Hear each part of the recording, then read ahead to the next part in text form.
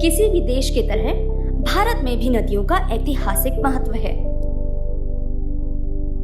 विश्व की आरंभिक मानव सभ्यताओं में से एक सिंधु नदी घाटी सभ्यता इसी उपमहाद्वीप पर शुरू हुई थी। पौराणिक कथाओं से लेकर ऐतिहासिक ग्रंथों तक में नदियों का अद्भुत वर्णन है। 400 से अधिक छोटी बड़ी नदियों के फलस्वरूप ही हमारा देश विश्व का एक बड़ा कृषि प्रधान देश है।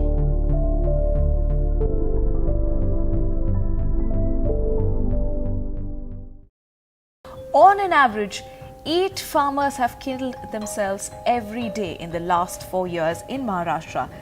You don't have to be a scientist to know the Ganges is polluted. आज उसी देश में नदियों का जल स्तर घटने और प्रदूषण के कारण कृषि में भी भारी गिरावट हो रही है। फसलों के नष्ट होने के कारण किसान आत्महत्या कर रहे हैं। जलीय जीवन भी प्रदूषण से अछूता नहीं है।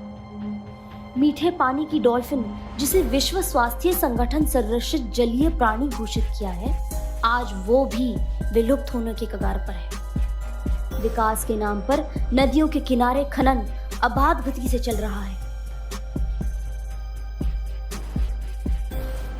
वैश्वीकरण के कारण प्रदूषण ही नहीं बढ़ा है, परंतु जल जीवन भी नष्ट हुआ है।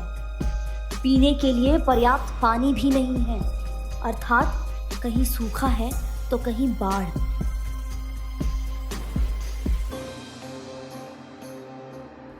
बड़ी संख्या में बांधों का निर्माण भी इस संकट का एक कारण है। हर साल करोड़ों अरबों रुपए सरकार खर्च करती है, पर हासिल कुछ नहीं होता। पानी की कमी जग जाहिर है और बिना इसके मनुष्य जीवन संभव नहीं है।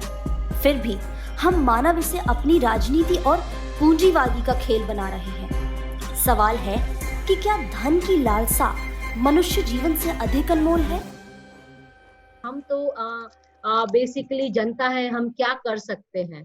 We have to remind ourselves about the constitution. We have to remind about ourselves about the democracy, that we are the change makers. There is nobody going to come from moon or Mars to change the things.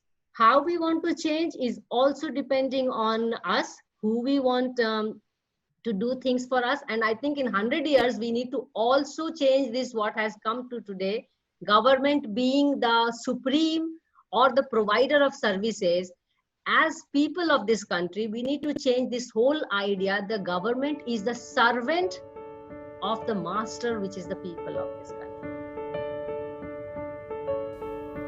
इन कमियों को कैसे सुधारा जाए और कैसे फिर इस देश की हरियाली को वापस लाया जाए, यह सोचने का विषय है। सफलता अवश्य मिलेगी, पर इसके लिए हम सबको कदम आगे बढ़ाना होगा। आओ चलिए मिलकर कोशिश करें।